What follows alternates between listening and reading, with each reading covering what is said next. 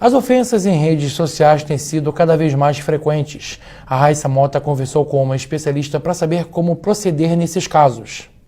Eu recebo a advogada Flávia Albani para conversar, com a gente sobre esse assunto tão sério e que pode ter diversas consequências. Bem-vinda, Flávia. Olá, muito obrigada pelo convite. Flávia, existem comentários que são desagradáveis, mas que não são passíveis de processo. Mas também tem aqueles que se configuram como crime. Como a pessoa pode identificar?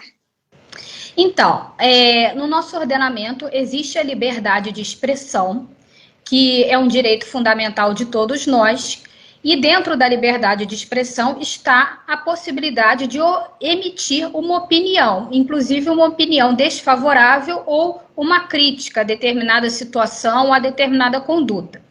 Mas esse direito de liberdade de expressão ele não é ilimitado.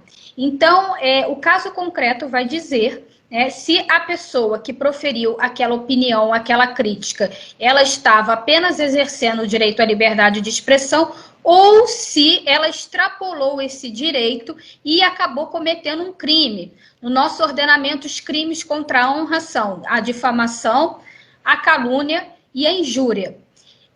Mesmo que não haja configuração de um crime, pode haver também a configuração de um ilícito civil, se não houver a configuração do crime, ou até mesmo havendo a configuração do crime, pode também haver a configuração de um ilícito civil a ensejar danos morais. A pessoa, para ela saber diferenciar se houve não a configuração de um crime ou de um ilícito civil, ela deve solicitar a ajuda de um especialista na temática, um advogado especialista, ou caso ela não tenha condições de pagar um advogado, solicitar a orientação da Defensoria Pública, que também presta esse tipo de serviço de orientação, que vai poder explicar se naquele caso concreto foi apenas uma opinião desfavorável emitida ou se houve a configuração de um crime ou um ilícito civil. E a partir do momento em que a gente prova que houve um crime ou um ilícito civil, o que a pessoa tem que fazer?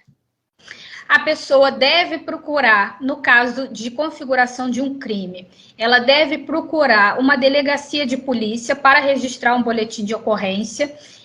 Em algumas cidades, há delegacias de polícia especializadas em crimes cibernéticos, crimes que ocorrem na internet. Em outras cidades, não há esse tipo de delegacia. Mas a pessoa pode procurar uma delegacia, solicitar o registro do boletim de ocorrência, e procurar também a orientação de um advogado especialista ou da Defensoria Pública, ou até mesmo do caso do Ministério Público, para saber como ela deve proceder, se vai ser um crime de ação penal privada ou de ação penal pública, enfim, todos esses detalhes o especialista vai poder auxiliar a pessoa. No caso de ilícito civil, ela também deve procurar o auxílio de um especialista, advogado ou defensoria pública para ajuizar uma demanda solicitando a reparação pelos danos sofridos.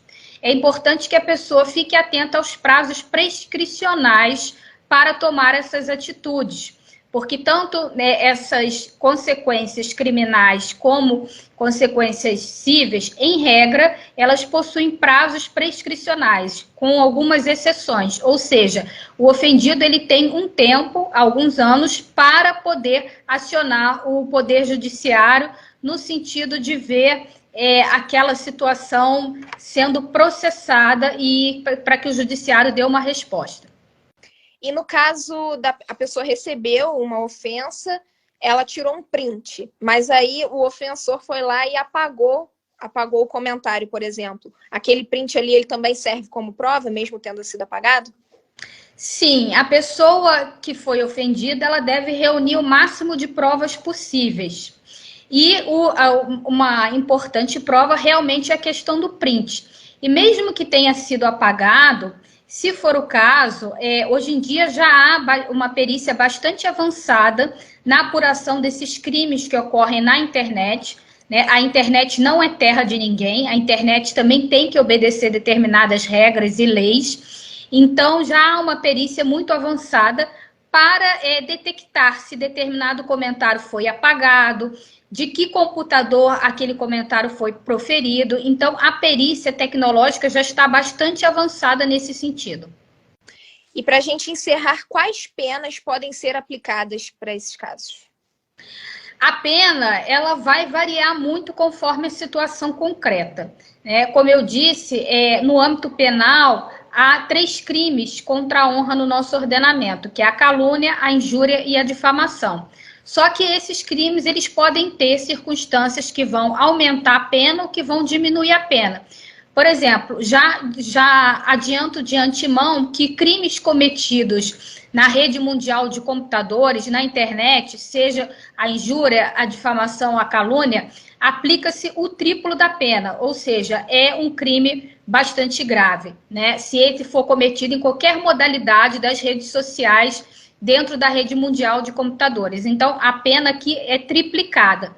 Se a injúria, por exemplo, ela for cometida envolvendo questões preconceituosas, que é envolvendo questões de raça, o fato da pessoa ser idosa, o fato da pessoa possuir algum tipo de deficiência, enfim, ela também vai ter uma pena majorada, quer dizer, uma pena aumentada, vai ser considerado um crime mais grave.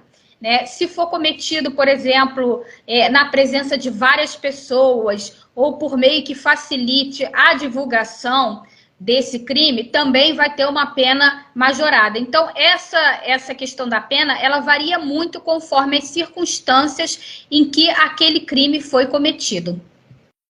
Flávia, muito obrigada por esclarecer esse assunto para a gente e até uma próxima.